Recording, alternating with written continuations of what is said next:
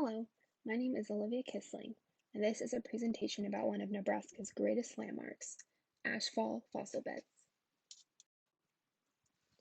Nebraska is a wondrous state with an extensive history. The entire state is engulfed by the Great Plains, although the Great Plains were once covered entirely with water and sea creatures. This was known as the Western Interior Seaway. The water has since receded, and the land became filled with jungles and savannas. Then the land suffered a volcanic eruption and decimated the animal populations. Thus, the ashfall fossil beds were created. The ashfall fossil beds were created millions of years ago and hold a remnant of the late Miocene era.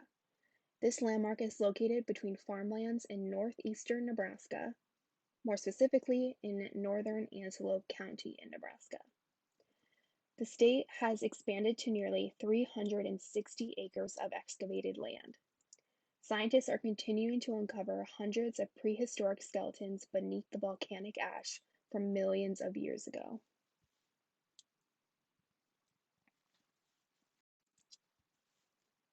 The fossil beds were formed when the Bruno Jarbidge supervolcano, located in Idaho, erupted. Animals within 100 miles burned and suffocated due to the ash falling from the sky. The fossil beds were discovered in 1971 by Michael Voorhees.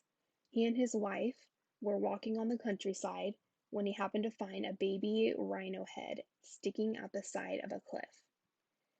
This began the excavation of ashfall fossil beds. Upon excavation, they found patterns in the layers of sediment. They found rhinos first, with smaller hoofed animals in deeper areas. It appeared that smaller creatures died first, followed by medium-sized creatures, and then larger creatures such as rhinos. It was apparent that not every animal was buried alive when the supervolcano erupted. Scientists have decided to preserve the fossils by keeping them in their beds and not moving them into museums. Scientists have found and learned a great deal from this site. Out of all the discovered prehistoric animals, scientists have found 17 species, 12 of which are mammals. Veterinarians at ashfall fossil beds have discovered similarities between animals that have died of lung failure and those that have been preserved at ashfall fossil beds. Scientists are led to believe that many of the animals that are in ashfall fossil beds died of lung failure due to the ash. Visitors can view the excavation pit and meet Morris, McGrew, Dr. Marie, and Delia. Morris was a large male rhino. McGrew was a small female rhino with an unborn calf. Dr. Marie was a small three-toed horse, and Delia was a baby horse with baby teeth still in place. The emotion of seeing these beautiful animals laid to rest so unknowingly is heartbreaking. Every day, scientists hope to uncover larger extinct predators such as saber-toothed cats or bear dogs. However, their discoveries thus far are astounding. This landmark has been made into a state historic park because of its wondrous discoveries. The park has many services and educational opportunities. The visitor center has many informative displays that are interpretive and interactive. Inside the visitor center, there is also a fossil preparation laboratory. The park also offers educational programs for teachers, such as in-person field trips or virtual field trips. A hiking trail and camping are available nearby with shelter and picnic tables. Perhaps one of the most important and special parts of Ashfall is the Hubbard Rhino Barn. This is a structure enclosing some of the excavated skeletons in their beds. It is open for display. There are walkways that allow people close views of the paleontologist's hard work. The discoveries made hold a significant glance into the past. Not only are these discoveries extremely significant for paleontologists, but also geologists. The fossilized animals and plants give scientists an excellent idea of the changes in the Earth's physical structure.